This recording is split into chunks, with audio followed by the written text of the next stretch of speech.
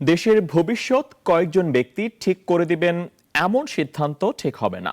সুষ্ঠু নির্বাচনের মাধ্যমে জনগণের হাতে ক্ষমতা ফিরিয়ে দেওয়া জরুরি।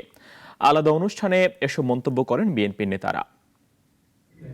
২০ দলীয় জোট বিলুপ্তির পর বিএনপির সঙ্গে যুগপৎ আন্দোলনে না থাকা খেলাফত মজলিস পুনরায় বিএনপির সাথে ঐক্যমত গড়তে গুলশানে বৈঠকে বসেন।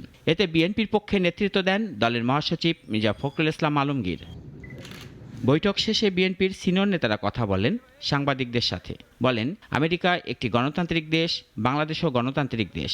বর্তমান প্রেক্ষাপটে দুই দেশের সম্পর্কে কোনো ফাটল ধরার কারণ নেই। ব্যক্তি খুব বেশি রাষ্ট্রীয় নীতি নির্ধারণে খুব বেশি প্রভাব ফেলে না, কিন্তু আমেরিকা এমন একটা রাষ্ট্র যেখানে রাষ্ট্রপতির ক্ষমতা খুব বেশি, অত্যন্ত প্রভাবশালী আর কি। কিন্তু আমি তারপরেও মনে করি না আর কি যে মার্কিন যুক্তরাষ্ট্রের সঙ্গে বাংলাদেশের যে সম্পর্ক, এই সম্পর্কে খুব বেশি প্রভাব ফেলবে। কারণ পরিবর্তন তো তাদের ওখানে হয় না, এখানে পরিবর্তন তো আমাদের এখানে হয়েছে। এদিকে জাতীয় প্রেস ক্লাবে যুক্তরাষ্ট্র বিএনপি আয়োজন করে আলোচনা সভার। এতে অংশ নেন বিএনপির নীতি নির্ধারক আমির খসরু মাহমুদ চৌধুরী। বলেন, গণতান্ত্রিক প্রক্রিয়ার মধ্য থেকেই দেশের বর্তমান সংকট কাটাতে হবে। জনগণের ম্যান্ডেট জনগণের হাতেই ছেড়ে দিতে হবে। আমরা 5 জন ওয়াইজ মানুষ বসে বাংলাদেশের ভবিষ্যৎ নির্ধারণ করতে পারবো না।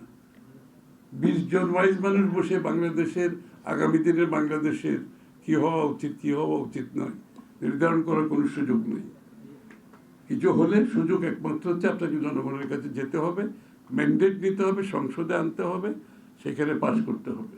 ফ্যাসিস্ট পতনের আন্দোলনে ড্রাইভ করেছে বিএনপি দাবি করে দলটির নেতারা বলেন, এখন সবাই একাই এই আন্দোলনের ক্রেডিট নিতে চায়। আনতে হবে সংসদে। রাশেদুল কাদির, নাগরিক, ঢাকা।